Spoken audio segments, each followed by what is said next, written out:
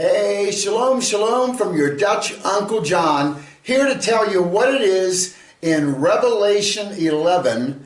We're going to talk today about the two witnesses that God is going to send during the tribulation period.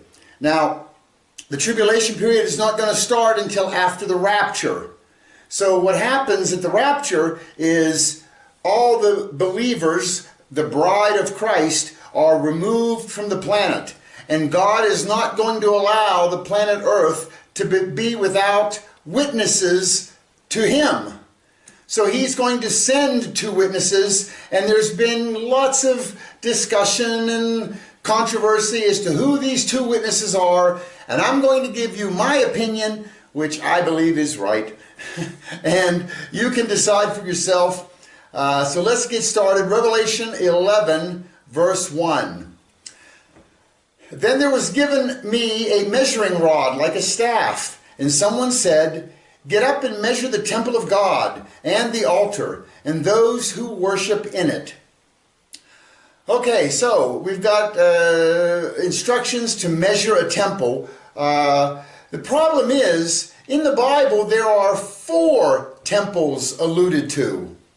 So which temple is are they being told to measure? Well, let's review the 4. The first one, of course, is Solomon's temple. This is the one David wanted to build, but he couldn't because he had blood on his hands. He had killed somebody. So his son, Shlomo, Solomon, was given the instructions, and Solomon built the first temple. You can find this in 1 Chronicles 6:14. And this temple, by the way, was absolutely beautiful, filled with gold and treasures and just magnificent. And the Jews, unfortunately, showed this off to the Babylonians when they came, and then the Babylonians came back and invaded it and destroyed it and took the Jews captive for 70 years. So that's the first temple. The second temple was built by Zerubbabel. He was one of the Jews who was taken, and he was allowed to come back to Jerusalem. And when he came back, he and Joshua, the high priest, Zerubbabel was the governor. Zerubbabel was instructed to build this second temple. And years later, Herod, the king, he added to that second temple.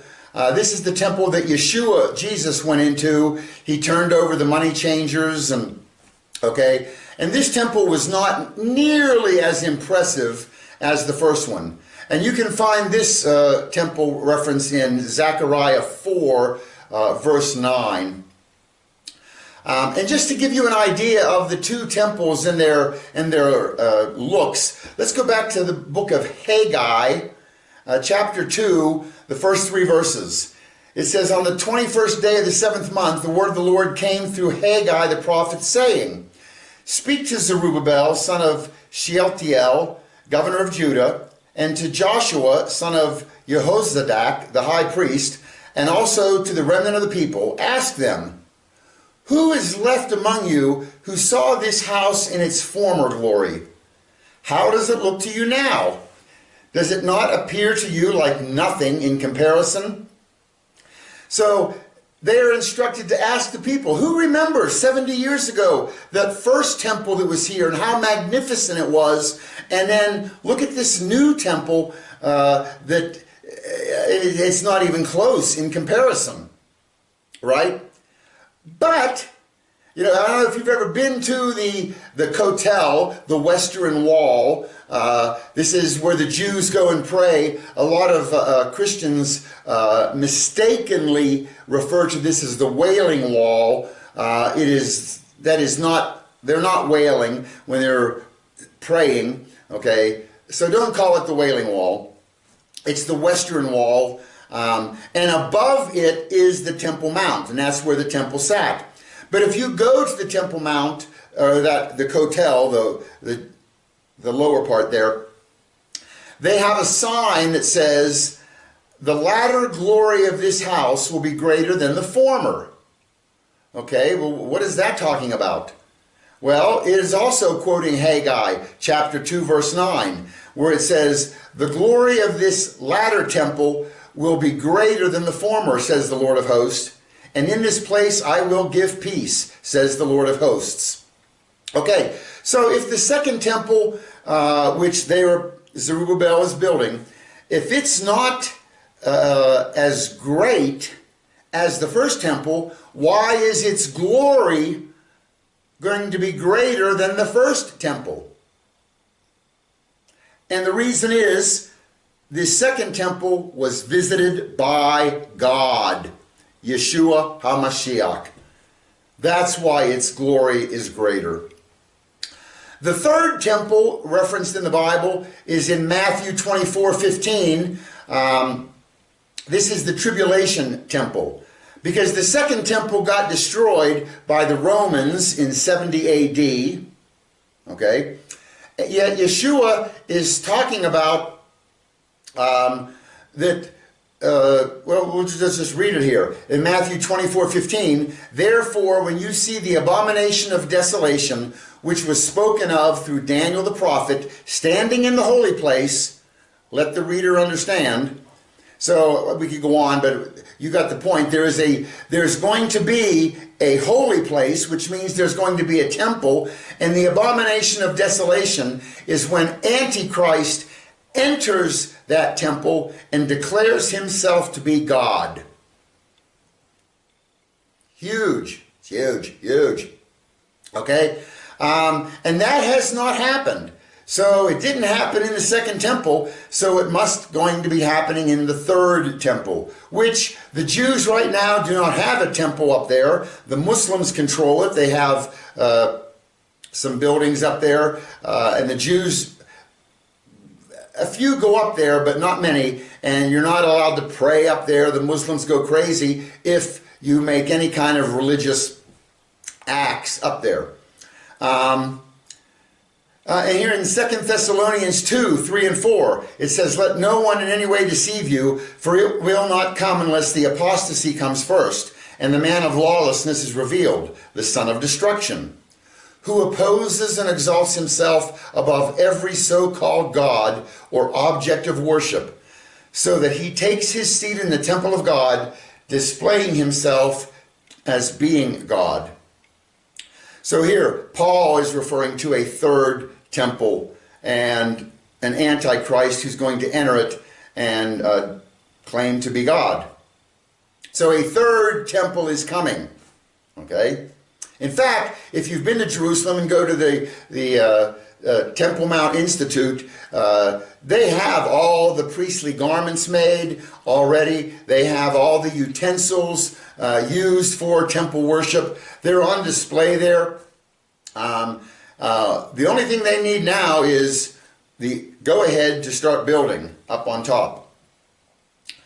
And there is going to be a fourth temple. And Ezekiel 37:26 refers to that. We will talk about that later in the video. This is the one that Yeshua Jesus is going to build. This is the millennial temple. So those are the four temples. Which one is our passage today instructing to have measured? I believe it is the third temple. Okay, it's letting us know that. Let's go on to Revelation 11:2. The instructions continue. Leave out the court which is outside the temple, and do not measure it. For it has been given to the nations, and they will tread underfoot the holy city for 42 months.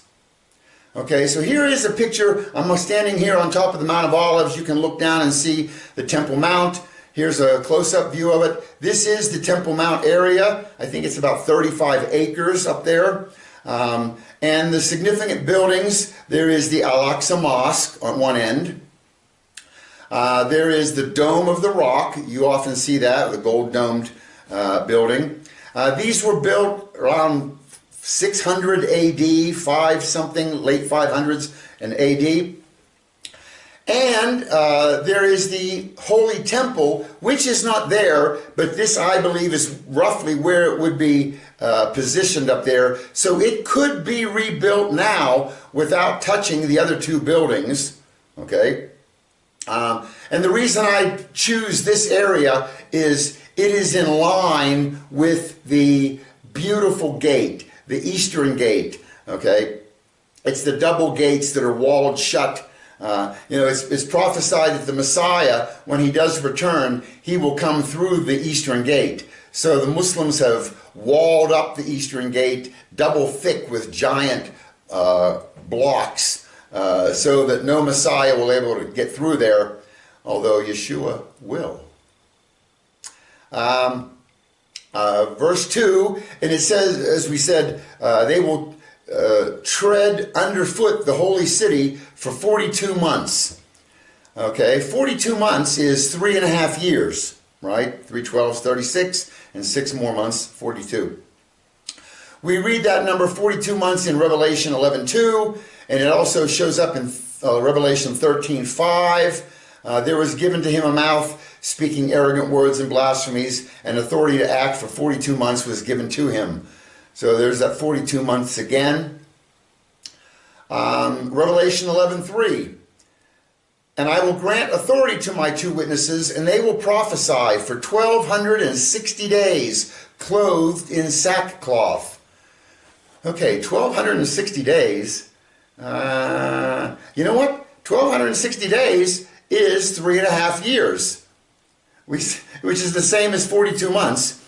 We see it in Revelation 11:3 and in 12:6. 12:6 says, Then the woman fled into the wilderness where she had a place prepared by God, so that there she would be nourished for 1,260 days. Interesting that those time periods are the same. And that's not the only place it shows up this amount of time. Look in Daniel 7, starting in verse 23. This is what he said. The fourth beast will be a fourth kingdom on the earth, which will be different from all the other kingdoms, and will devour the whole earth and trample it down and crush it. As for the 10 horns, out of this kingdom 10 kings will arise, and another will arise after them, and he will be different from the previous ones, and will humble 3 kings.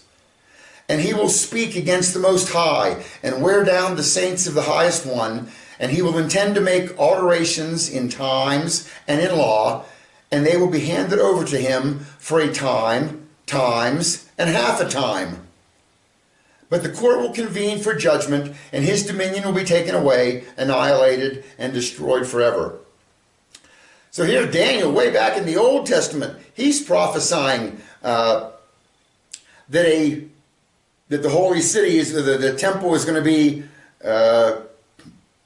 taken over by this fourth beast, okay? And it'll be handed over to him for a time. A time is a year. Times is 2 years and a half a time. So we've got 3.5 years again. Shows up in Daniel 7:25, 12:7, and in Revelation 12:14. Look at 12:14. The woman was given 2 wings of a great eagle, that she might fly into the wilderness to her place, where she is nourished for a time, times, and a half a time, from the presence of the serpent. So we have all these different ways of saying 3.5 years. I'm surprised he didn't give it to us in nanoseconds. Again in verse 3, I will grant authority to my 2 witnesses. Remember, God is not going to leave the planet Earth without witnesses of him. And he's going to have 2 of them there. That Hebrew, or it's not Hebrew, this is Greek in the New Testament. The word witnesses is martyson, that's the plural. That's the word for witness. Singular is martus, and I may not be pronouncing it correctly. I'm not worried about that. That's the word for witness. And this Greek word martus, this is where we get the word martyr. Okay? You see and witness something and you believe it's so strong that you're willing to die for that. That's interesting that's where that word comes from. Very cool. And we know that there has to be at least 2 witnesses. He's not sending 1. Because Deuteronomy 17:6 says, on the testimony of 2 or 3 witnesses, a man shall be put to death.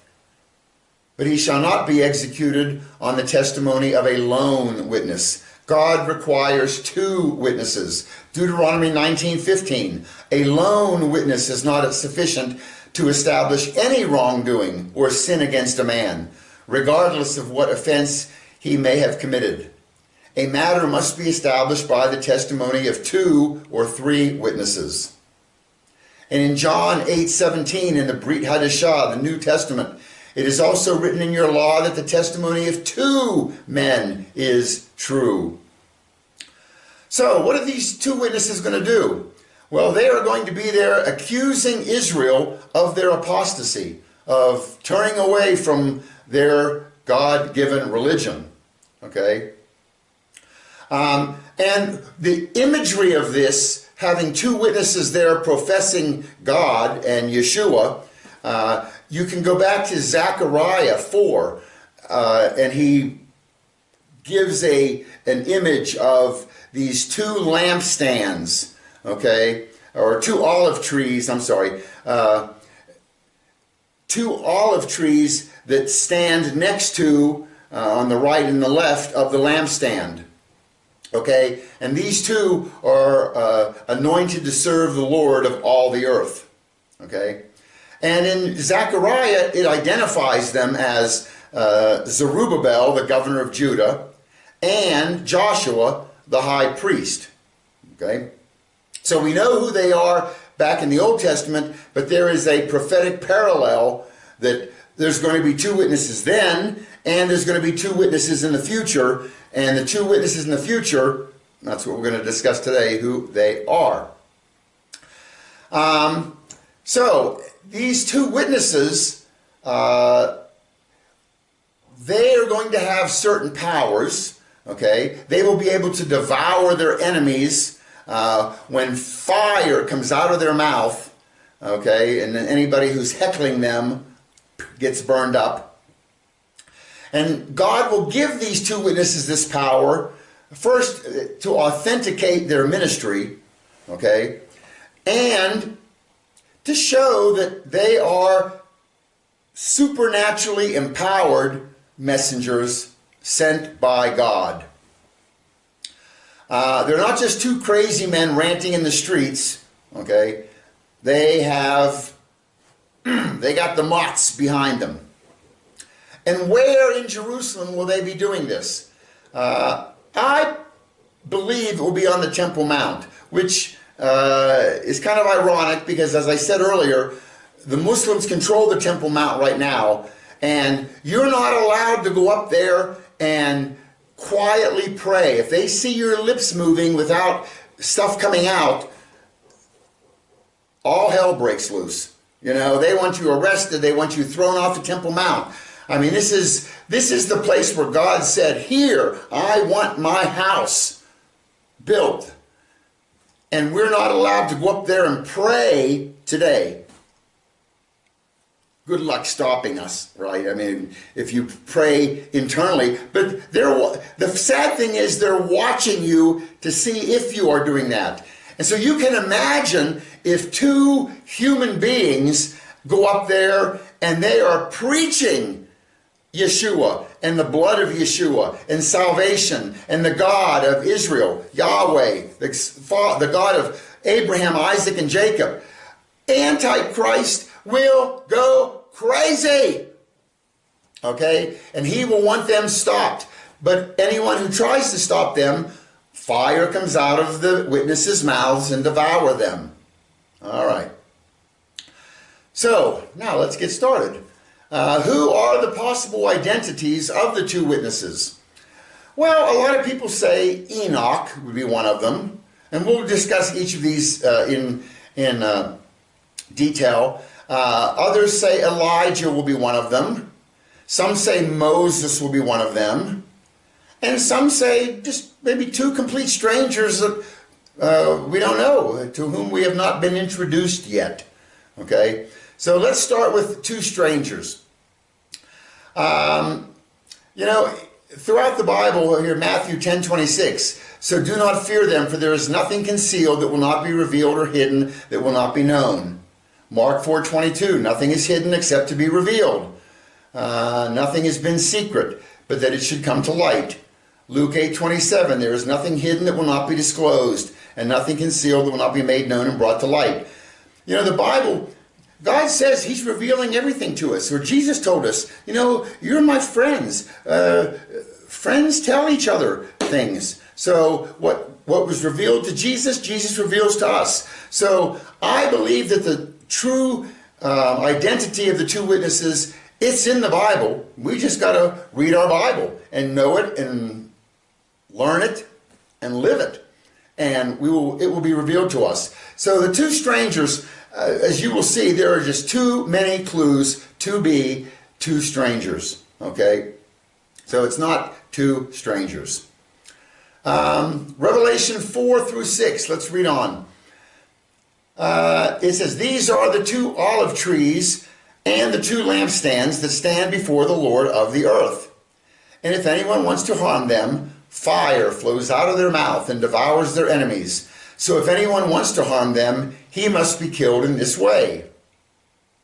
Now, will actual literal fire come out of their mouth like a fire-breathing dragon? I believe yes. But there are some who will claim, like look in Jeremiah 5:14. It says, therefore this is what the Lord God of hosts says, because you have spoken this word, I will make my words a fire in your mouth, and this people the wood it consumes. So here it's kind of a figurative thing where just the word of God itself is like a fire that will just consume anybody who hears it. That is a true statement, but I don't think that's the statement that's happening here in Revelation. I think true fire will come out and consume them, burn them up. Okay? Verse 6. These have the power to shut up the sky so that rain will not fall during the days of their prophesying. And they will have power over the waters to turn them into blood, and to strike the earth with every plague as often as they desire. Verse 7, when they have finished their testimony, the beast that comes up out of the abyss will make war with them and overcome them and kill them. And their dead bodies will lie in the street of the great city, which mystically is called Sodom and Egypt.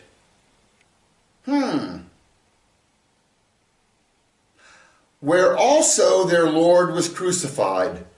Okay, I was wondering, what great city will their dead bodies lie that is mystically called Sodom and Egypt? If you just read that much, I don't get it. But when it says where their Lord was crucified, now I know we're talking about Jerusalem. Which then begs the question, why is it mystically called Sodom and mystically called Egypt? Well, you know, at the time when this happens, the rapture has taken place. The Holy Spirit has been removed. It is now a free-for-all on the planet. Lawlessness abides. Okay, so it is a hell on earth kind of situation. So Sodom epitomizes human wickedness and heavenly wrath.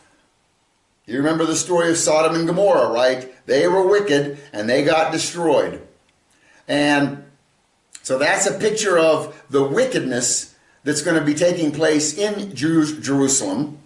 And Egypt, it symbolizes slavery, from which only the blood of Jesus Christ can free you. And during that time, people aren't going to be believing in Yeshua HaMashiach, and the blood to cover your sins. So people will be in spiritual slavery. Okay? So that's why it's called Sodom and Egypt. Verse 9. Those from the peoples and tribes and tongues and nations will look at their dead bodies for 3.5 days and will not permit their dead bodies to be laid in a tomb. Wow. You know, this is 2,000 years ago written. And it says that people from all the peoples and tribes and tongues and nations will be able to look upon their dead bodies for 3.5 days. That sounds like crazy talk 2,000 years ago. Today, yeah, we could all watch it on our cell phones. And verse 10, and those who dwell on the earth will rejoice over them and celebrate, and they will send gifts to one another, because these two prophets tormented those who dwell on the earth. Remember, fire comes out of their mouth. They're turning water to blood. They're stopping the rain.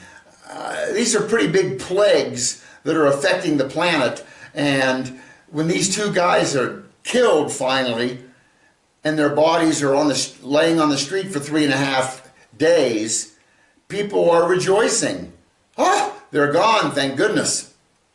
And they're giving gifts to one another. Verse 11. But after 3.5 days, the breath of life from God came into them, and they stood on their feet, and great fear fell upon those who were watching them. And they heard a loud voice from heaven saying to them, "Come up here." Then they went up into heaven in a cloud, and their enemies watched them. And in that hour there was a great earthquake, and 1/10 of the city fell. 7,000 people were killed in the earthquake, and the rest were terrified and gave glory to God in heaven. The second woe is past. Behold, the third woe is coming quickly. Okay, so who are these two witnesses that God is going to send? The short list here is Enoch, Elijah, and Moses. Let's start with Elijah. He is the number one candidate, and let me show you why. The Old Testament, Malachi is the last book. Chapter 4 is the last chapter, and verses 5 and 6 are the last two verses of the Tanakh, of the Old Testament.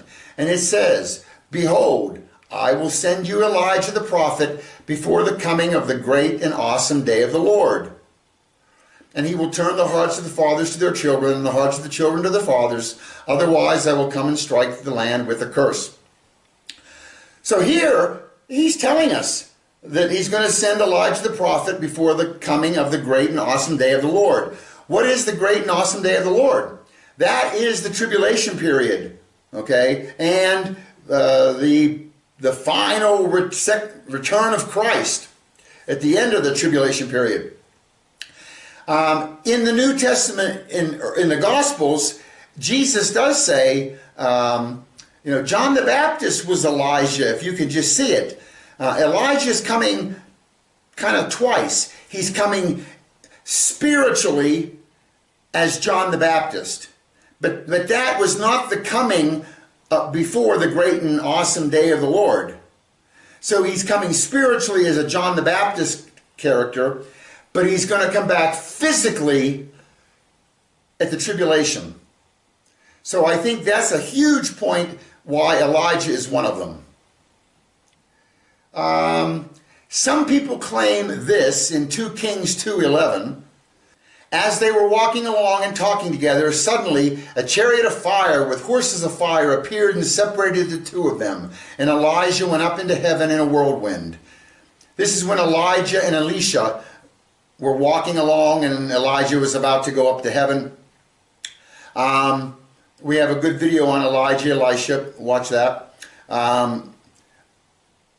But here, Elijah never died, right? He was taken up in a whirlwind.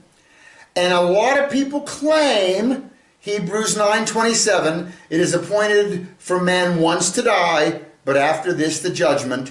And because Elijah never died, he must die. And so he will come back as one of the witnesses and preach, and then he will be killed and lay in the street for 3.5 days. And so then that verse is fulfilled. He finally died. Okay?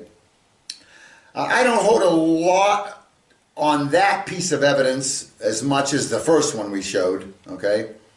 I do like this one though. Look in 1 Kings 17:1. This is when we're introduced to Elijah. Now Elijah the Tishbite, who was among the settlers of Gilead, said to Ahab, "As surely as the Lord lives, the God of Israel, before whom I stand, there will be neither dew nor rain in these years except at my word." And what is one of the big tricks of these witnesses, or the tricks, powers? Revelation 11:6 says, "These have the powers to shut up the sky so that rain will not fall during the days of their prophesying." So that, I think, has a lot more weight than the "he never died" argument. Elijah's big thing was he stopped the rain for 3 years. And here in Revelation, they will have the power to stop the rain. Okay? 1 Kings 18:1, it says, "And it came to pass after many days that the word of the Lord came to Elijah in the 3rd year, saying, Go present yourselves to Ahab, and I will send rain in the earth." So we see here that Elijah did stop the rain for at least 3 years, and less than 4 because it's in the 3rd year. So I'm looking at this as that when Elijah did it the first time, it was for 3.5 years. We don't know it's a half, but it's not just 3 because it's in the 3rd year. So when in the 3rd year? My guess is in the middle, so that it then now ties in with the witnesses in Revelation 11. And 3.5 years, again, ties in with 1,260 days, 42 months, time, and half a time.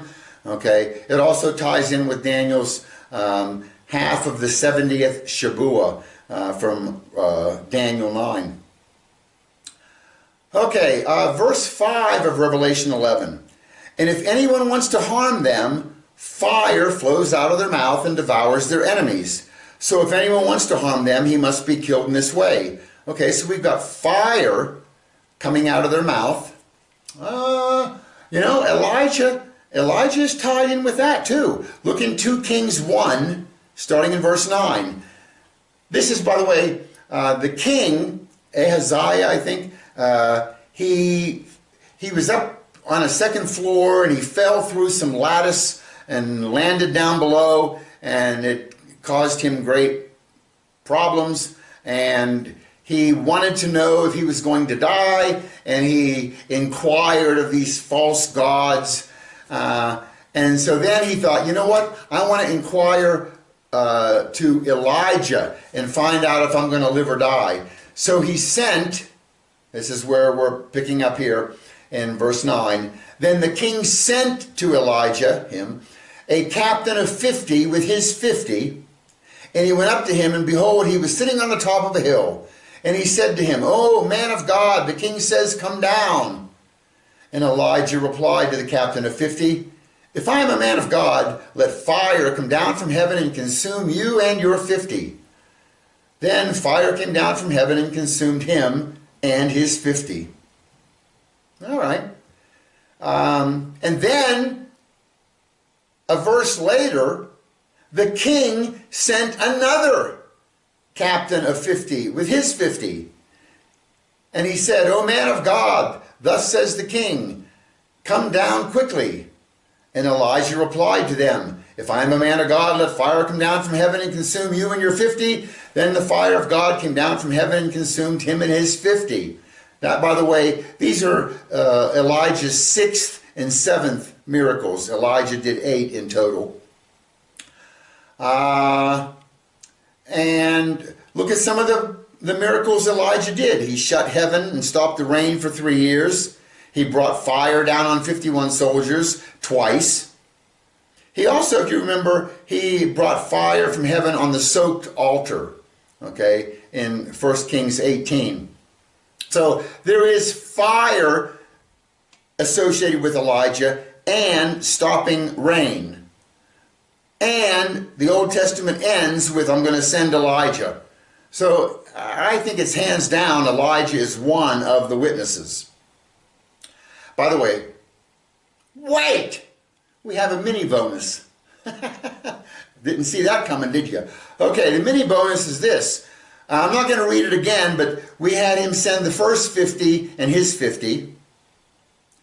And then he had sent another 50, captain of 50 with his 50. And then he sent a third. Let's read the third one here. We didn't read this one earlier. 2 Kings 1:13. So again, he sent the captain of a third 50 with his 50. When the third captain of 50 went up, he came and bowed down on his knees before Elijah and begged him and said to him, O man of God, please let my life and the lives of these 50 servants of yours be precious in your sight. Behold, fire came down from heaven and consumed the first 2 captains of 50 and their 50s. But now let my life be precious in your sight. And the angel of the Lord said to Elijah, Go down with him, and do not be afraid of him. So he arose and went down with him to the king. Notice how many people total in this story. The first 50 with his first captain with his 50, second captain with his 50, and then you have a third captain with his 50. You got a total of 153. That should ring a bell because that goes to John 21, the number of fish caught. Okay, there's a tie-in. I think it's the only other time 153 shows up so blatantly in the Bible. All right. Now, look at Zechariah 13, because there's a prophetic level to that story. Zechariah 13, verse 7 and 8 says, Awake, sword, against my shepherd, and against the man, my associate, declares the Lord of the armies. Strike the shepherd, and the sheep will be scattered, and I will turn my hand against the little ones.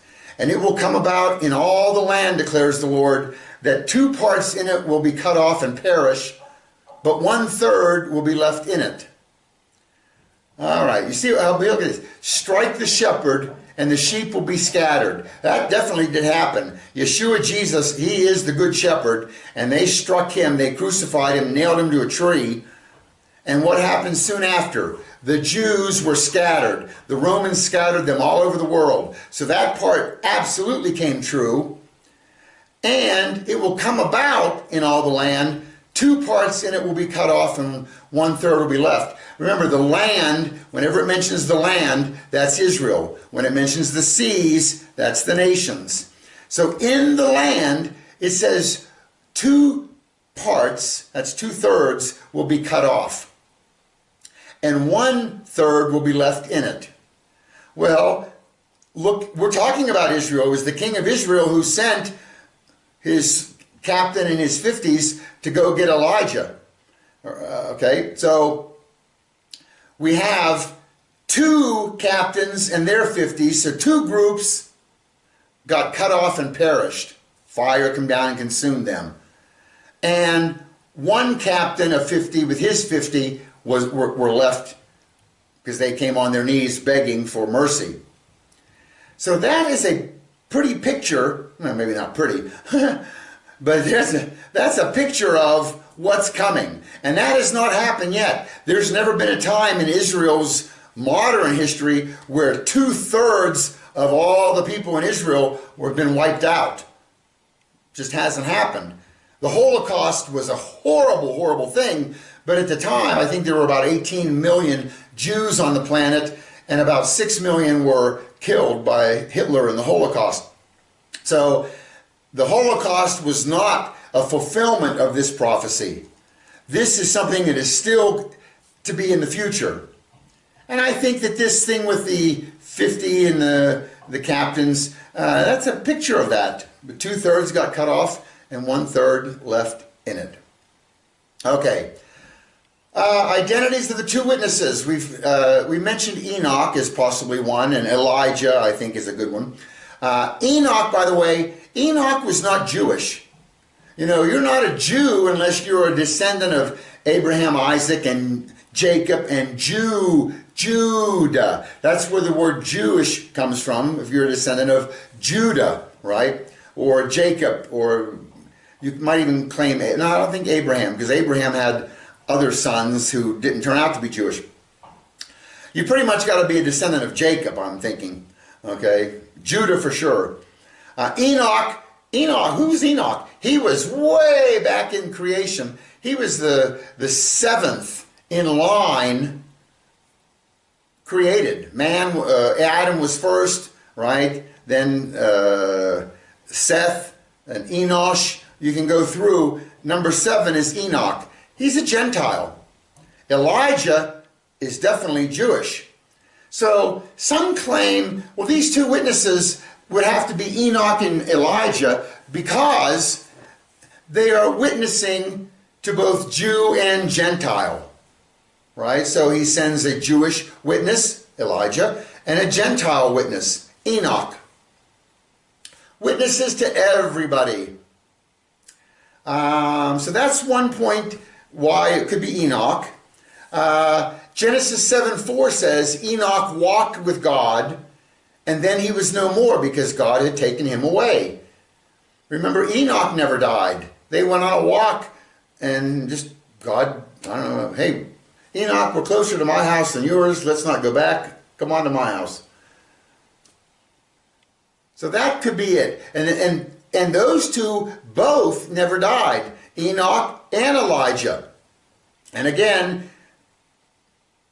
Hebrews 9:27, it is appointed for men once to die, but after this the judgment. So some claim that those two. I'm going to put Enoch in a questionable thing. He's got a couple points toward being one of the witnesses, but I'm not 100% sold on him yet. Elijah, I'm good with him. And let's look at why I don't like Enoch. You know, what job do the two witnesses have? Let's look at some of their job description. They're going to proclaim in Jerusalem. Okay? Well, Jerusalem is not a Gentile city, it's a Jewish city, so you wouldn't expect if they're, I don't know, witnessing to the whole world, why pick Jerusalem? That seems like a Jewish spot. They are likened to olive trees. Olive tree represents Israel. So that's another Jewish tie-in, which Enoch would not have. And when are they doing this? During the tribulation period. And what is the tribulation period? Another name for it is the time of Jacob's trouble. Jacob, Abraham, Isaac, and Jacob. These are Jews, right? This is where the time of the Gentiles are over. Look how the big picture was. God sent the Messiah to the Jews. The Jews rejected their Messiah. The Jews get scattered all over the world, and God now turns his focus to the Gentiles and offers the gift of salvation to all the world. For God so loved the world, he gave his only begotten Son, that whosoever believeth in him shall not perish but have everlasting life. John 3:16. So he turns his focus on all the Gentiles, but then when the time of the Gentiles is over, the believing Gentiles are raptured away, and now he's focused back on the Jews. It's the time of Jacob's trouble. He is going to get the Jews' attention so that they will finally recognize Yeshua Jesus as their Mashiach. So, because this tribulation period is not the time of the Gentiles, I am going to eliminate Enoch. Okay? And here's another nice reason for that. We're going to go back to Noah's flood. You know, there were 4 groups connected to Noah's flood. The first group is those who died in the flood. Genesis 7:23, and every living thing on the face of the earth was destroyed. Man and livestock, crawling creatures and birds of the air, they were blotted out from the earth. That makes sense. A lot of people died during the flood. Okay, that's one group. Another group, those who lived through the flood. And this is a continuation of 7:23. And only Noah and those with him in the ark remained. That would be Noah, his wife, 3 sons, 3 daughters, 8 in total. Remember, 8 in Hebrew represents new beginnings. And this this is a new beginning, right? The whole planet gets flooded and we're starting anew with 8 people. So those who lived through the flood. Okay, so that's 2 groups connected to the flood. Who's the third group? Those who died prior to the flood. Genesis 5:27. So Methuselah lived a total of 969 years, and then he died.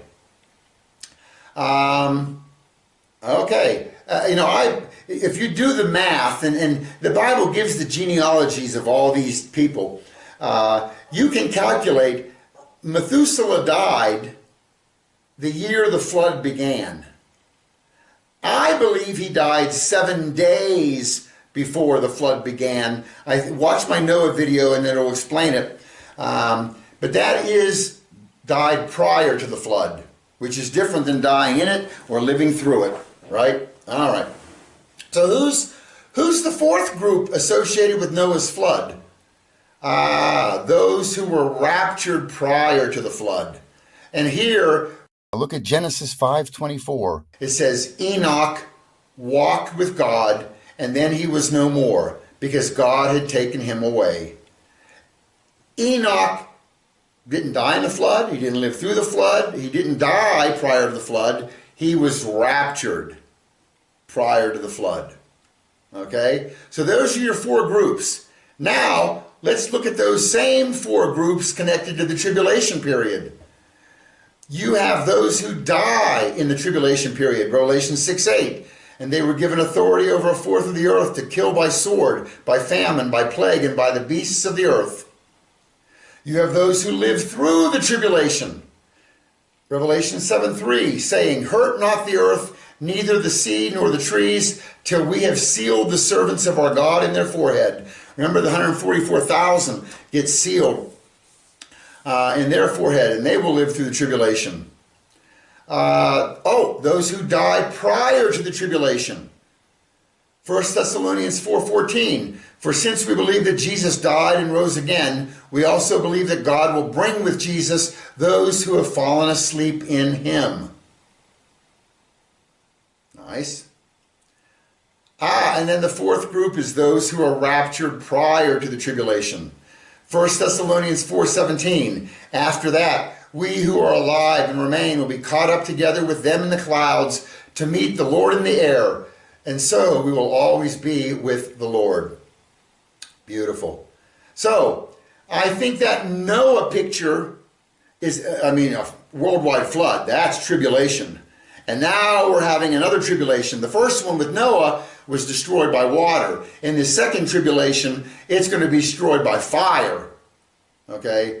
And we have 4 groups. Those who die in it, those who live through it, those who died prior to it, and those who are raptured prior to it. And I believe Enoch was a picture, a type, a prophetic picture of those who are raptured prior to the tribulation. Okay? And when it does say that it is appointed for man once to die, but there are some people in the Bible who died twice. Here's 1, 2, 3, 4, 5, 6, 7, 8, 9 people who have died twice. Right? Lazarus was one of them. Here are all of them listed. You can search them up. We had 2 who never died. Enoch, I don't see him coming back and dying. Elijah is going to come back. Yeah. All right. And there are others who will never die. The raptured bride, 1 Thessalonians 4:17, we just read it. After that, those who are alive and remain will be caught up together with him in the clouds to meet the Lord in the air, and so we will always be with the Lord. Right? Those who are raptured are not appointed once to die. So, do what you want with that. Here is Enoch. It shows you the Genesis 5:21. Enoch lived 65 years and fathered Methuselah. Then Enoch walked with God 300 years after he fathered Methuselah, and he fathered other sons and daughters. So all the days of Enoch were 365 years. Enoch walked with God, and he was not, for God took him. And First Chronicles gives you the genealogy, and it shows you Enoch is number 7. There, okay? And Enoch he gets a mention in the New Testament also. By faith, Enoch was taken away, so he did not see death, and was not found because God had taken him. For before he was taken, he had this testimony that he pleased God. So he pleased God. God rewards him by taking him. God's going to send him back and kill him. Doesn't seem like a nice gift, if that's how that works. And Jude has an odd mention of Enoch, because there's not much listed about Enoch. We've kind of read it all. In Jude 1:14 it says, Now Enoch, the seventh from Adam, prophesied about these men also, saying, Behold, the Lord comes with 10,000s of his saints, to execute judgment on all, to convict all who are ungodly among them of all their ungodly deeds, which they have committed in an ungodly way, and all of the harsh things which ungodly sinners have spoken against him. I don't know where, it's not in the Bible anywhere that Enoch said, Behold, the Lord comes with 10,000s of his saints, except in Jude. So I don't know how Jude knew that he said that, but that's pretty much all we got about Enoch. So Enoch types the church. We will be raptured, and we will not die. So I'm eliminating Enoch as a possibility. The other one we had was Moshe. Okay, let's see what he has here. Revelation 11:6, remember, said, These have the power to shut up the sky so that rain will not fall during the days of their prophesying. And they have the power over the waters to turn them into blood, and to strike the earth with every plague as often as they desire. Okay, who turned water to blood? Well, Exodus 7:20. So Moses and Aaron did even as the Lord had commanded, and he lifted up his staff and struck the water that was in the Nile, in the sight of Pharaoh and in the sight of his servants, and all the water that was in the Nile was turned to blood. So Moses, that's a big miracle Moses did, and that's a big miracle that the two witnesses are going to have, turning water into blood. That just kind of screams Moses to me. Okay? And it also says, and to strike the earth with every plague as often as they desire. Moses sent 10 plagues. Or, I don't know if God sent them, Moses delivered them, or whatever. Moses announced them. Okay? So, having the power to turn water to blood, stopping the rain, those two things, stopping the rain is Elijah, water to blood is Moses. My, that just kind of screams Moses and Elijah. Okay? And remember, Deuteronomy 18:18 says, I will raise up a prophet from among their countrymen like you. This is God talking to Moses. I will raise up a prophet from among their countrymen like you, and I will put my words in his mouth, and he shall speak to them all that I command him. So, this is a messianic prophecy. This is letting the people, the Jews, my Jewish friends, listen. If you want to know who is the Messiah, he's the one who's going to be Jewish, because he's from among your countrymen, and he's going to be a prophet. He's going to be most like Moses, like Moshe. And I'm telling you, we've got a 5-part video series on Moses. Everything that Moses did, Yeshua did. Yeshua, Jesus, is the prophet who is most like Moshe. We go through event after event after event. If Moses stands, Jesus stands. If Moses sits, Jesus sits. If Moses sings, Jesus sang. It goes on and on and on, and it makes a point to point out the exact parallels of these two. So it wouldn't be surprising if Moses, I mean, look, he's putting his words in Moses' mouth, okay, and or he's putting his words in the prophet's mouth, would be Jesus, okay, but it's Moses. Moses fits this. All right. Look at the next to the penultimate, the next to last verse of the Tanakh. We already read Malachi 4, 5, and 6. I will send Elijah the prophet before the coming of the great and awesome day of the Lord. What is the verse that precedes that? Look at Malachi 4, 4. Remember the law of my servant Moses, the statutes and ordinances I commanded him for all Israel at Horeb. Horeb is Sinai. The mountain has two different names.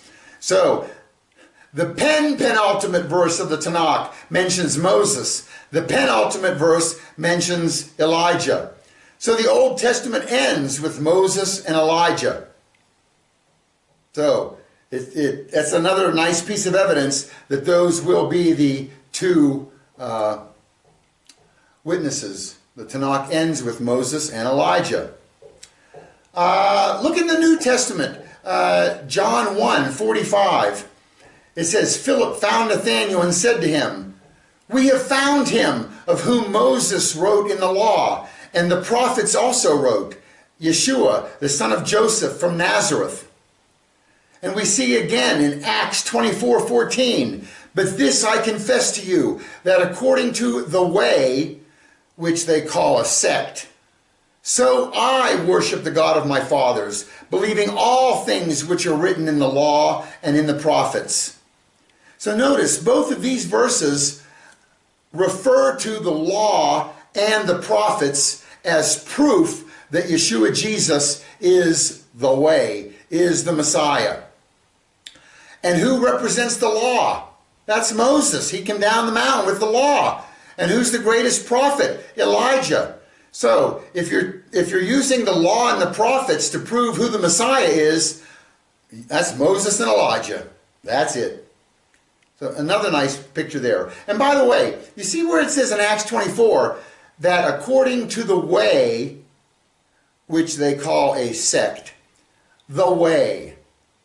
You know, people always ask me, what religion are you, John? And I've attended Independent Fundamental Church. I've attended a Presbyterian church briefly. I've attended a Baptist church. I've attended a lot of different churches. I don't claim any of them. I am a follower of the way. And I hope you are as well. That's what we should be calling. Jesus said, I am the way, the truth, and the life. When God put Adam and Eve out of the garden, he put cherubim with flaming swords to guard the way to the tree of life. Old Testament, prepare ye the way of the Lord. And that's what these people were called, followers of the way in the New Testament. So, that's it. There's no denomination that I'm associated with. I'm washing my hands of them all. I'm a follower of the way. How pilot of me. Okay. Look at Exodus 3:13. This one's huge, huge. This is when Moses goes up to the burning bush. And God tells him, take off your shoes. I've seen your plight, and on and on. And then Moses says something to God. He says, then Moses asked God in Exodus 3:13, suppose I go to the Israelites and say to them, the God of your fathers has sent me to you, and they ask me, what is his name? What should I tell them? And God said to Moses, Ehyeh, Asher Ehyeh, I am who I am. This is what you are to say to the Israelites, I am has sent me to you. By the way, beautiful name, I am. Ask him yesterday, his name is I am. Ask him tomorrow, I am. Ask him today, he is always. Okay, beautiful answer. Now, the interesting thing is, when Moses went down off the mountain, the people never asked him, oh, you talked to God? What was his name? And you can read the entire Torah, and the Jews never asked Moses, what was his name? Interesting. So, is that just some throwaway line in the Bible that was put in there? That Moses said, oh, by the way, God, well, if they ask me, what is your name? What do I tell them? There's never a throwaway line in the Bible. Every letter is there for a reason. And I think the reason is because they never asked him back then, they're going to ask him in the future. And that would be a legitimate question that a Jew would ask these two witnesses who were on the Temple Mount during Revelation 11, tribulation period. You two are witnesses representing God? Oh, what was his name? What is his name? See, they're going to ask, what is his name? They just didn't do it when Moses was here the first time. They will do it when he comes back as a witness. How cool is that? And on to verse 3:15 in Exodus. God also told Moses, say to the Israelites, the Lord, the God of your fathers, the God of Abraham, the God of Isaac, the God of Jacob, has sent me to you. This is my name forever. This is how I am to be remembered in every generation. By the way, the Lord, whenever you see the Lord, in Hebrew it's Yahweh or Jehovah, however you want to pronounce it. Just let me show you the difference here. We've talked about this in previous videos, but when Moses asked, what is your name? God answered, Ehyah, I am. But we are not to call him that. He goes on in 3:15 to say, you tell them Yahweh sent me, or sent you, okay? The God of Abraham, Isaac, and Jacob. Yahweh means in Hebrew, he is. He doesn't want us answering, hey John, who is your God? Oh, I am. No. God, only God can answer, Ehyah, I am. We are to call him, he is. Yahweh. Got it? And it's still present tense no matter when you ask him. Okay? And in the Bible, often in the translations, they put it as L-O-R-D in all caps. Okay, that is Yahweh, his name that we are to call him. Okay, it has a name, the Tetragrammaton. Okay, here it is even in the ancient Hebrew script. All right, and I'm going to give you one last piece of evidence. This is from Jude 9. And there's only one chapter, so it's verse 9. It says, but even the archangel Michael, when he disputed with the devil over the body of Moshe, did not presume to bring a slanderous charge against him, but said, the Lord rebuke you. Okay, I always wondered why, when Moses died, why was Satan arguing to somehow get the body of Moses? He didn't get it, but what's the point of that? I believe because Satan knows that Moses is going to come back as one of the two witnesses. Satan knows the Bible. He knows it inside and out. And he thinks, you know what? If I have the body of Moses, Moses can't come back. Could be. You know, that's another nice piece of evidence. The thing I think Satan doesn't realize is whenever we die, our body is just an empty shell. You know, throw me in the woods. I don't care what happens to my body.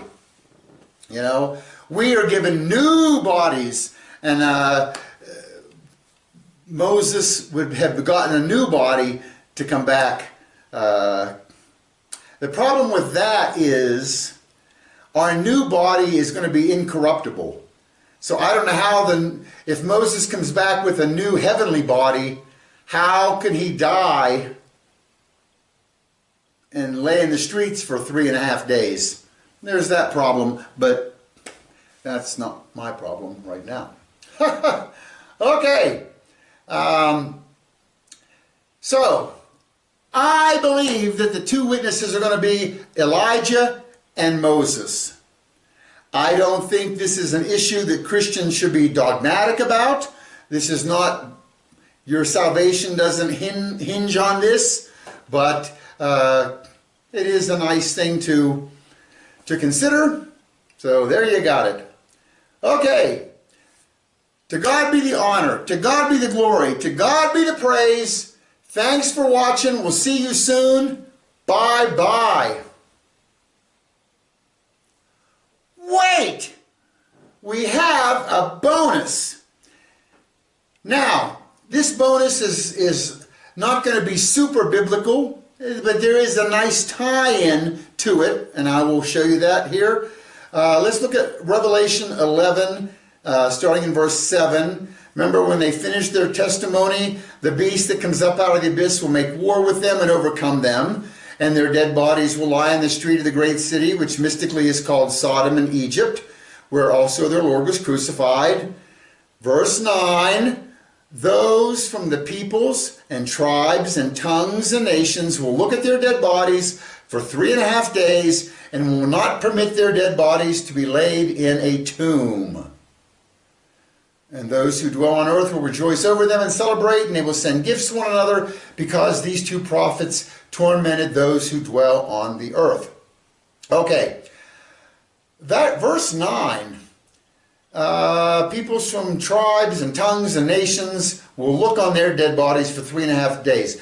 So verse 9, we've read this earlier, and we asked, how was it 2,000 years ago that John could say that everyone on the planet will be watching these two witnesses' dead body lie in the streets for 3.5 days? It was technologically impossible.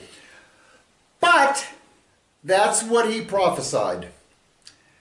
So, I don't know if you guys know this, but one of my goals in life is to visit every country on the planet. And back in 2005, I think it was Iberia Airline, had a special from Madrid to Malabo, Equatorial Guinea. $300 return. So I booked it, flew to Madrid, flew down to Malabo. Now, Equatorial Guinea, you can't even see it on the map here. So let's zoom in, and you will see here, it's right there, it's a little island, and it's in the armpit there of Africa. And this little island is surrounded by oil. And so it is an extremely wealthy country as for the oil money that comes in, but the people are absolutely dirt poor. They got a corrupt administration who just takes all the money and probably puts it in Swiss bank accounts. Okay, so when I get to Malabo, it's very expensive because they're catering to oil men, and oil men have money. And just the hotel was horrible, but very expensive. So I wanted to hightail it out of there as soon as I could. I scratched it off, I was there. And so I flew, and by the way, Equatorial Guinea has two parts. It's this little island, and there's a mainland part that sits down between Cameroon and Gabon. So I flew down to Equatorial Guinea mainland. I think I spent a night there, and then hitchhiked / I think I paid a pickup truck to drive me down to Libreville. So I went down to the border of the two countries. You had to cross a river whenever the boat was available.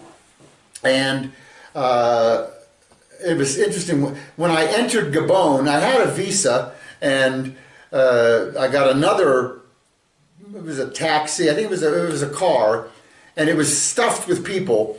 And maybe 10 miles inland in the pure jungles, they had a guard. He was sitting on a chair, he had an umbrella, and he stopped every car. We were the only one at the time, but he would stop us, and he wanted to see all of our papers. Well, I had all my papers. I had my vaccinations, here's my passport, here's my visa, and he kind of held us hostage. He wanted to see my meningitis vaccination, and I showed him all the documents that I don't need a meningitis vaccination. And after probably 40 minutes of arguing with him, he knew I wasn't going to relent. In fact, I went and sat down by a tree and said, if you're not going to let me go, I'll just wait here. I'm not going, and I'm not paying. And he wanted to charge me a fine. It was some kind of ransom deal. So he turned his attention to some poor Gabonese woman and her baby, and he got a couple of francs out of them, and then he finally turned to me and said, go. And I got in the car and we left. Nevertheless, it was you got to watch out. They do that a lot down in Africa, holding you ransom. I'll probably do it all over the world, never mind. So I get to Libreville. It was nice. We spent a couple of days there. Then I wanted to go to Lamborghini. This is where Albert Schweitzer did all of his work. It's deep in the jungles. So we got in a taxi, or I think it was a pickup truck actually on this leg. And it was a long hours and hours drive to Lamborghini. And we arrived there, and you got to see Albert Schweitzer's house, his hospital. Here's a picture. Schweitzer, he won the, I think it was the 1955 Nobel Prize. This was back when Nobel Prizes meant something before they gave it to Obama. Schweitzer, he was a theologian, organist, musicologist, writer, humanitarian, philosopher, physician. He did a lot of things, built hospital down there for the people. Just a good guy. And a theologian as well, very nice. And I spent a couple days there. I did not want to return to Libreville in that same taxi because it was a horrible ride. So I got on a boat and sailed down to Port Gentil, from which I flew back to Libreville and realized, I need to scratch off Sao Tome and Principe. So I flew out there for a couple of days of fun in the sun, back to Libreville. My return to Madrid was going to be out of Malabo, and to get back there, I had to fly through Douala, Cameroon, which was nice because I got to scratch off Cameroon. I said I could have been there. And then back to Malabo and back to Madrid. Okay, so none of that has anything to do biblically. But while I was in Malabo on the first time, there was a garbage dump. And in that garbage dump, there was a little kid, probably 4 or 5 years old, bare feet, no shirt, and wearing like underoos, Superman underpants, and just tromping through the trash. And he had a cell phone. I didn't even have a cell phone in 2005. And the first thing I thought of was Revelation 11:9, that we are at a point where everyone on the planet will be able to witness those 2 dead bodies, those 2 witnesses lying in the streets of Jerusalem for 3.5 days, and we'll see them rise and be raptured back up into heaven. That it's still very, very vivid in my mind. What a cool thing to see way back then, and to realize, wow, the Bible is true. This could happen. All right, there's your Bible bonus, kind of.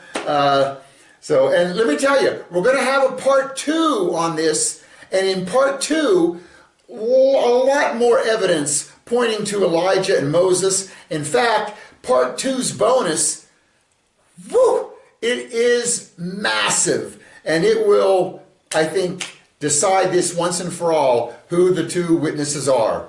Okay, there's your bonus. God bless. Bye-bye.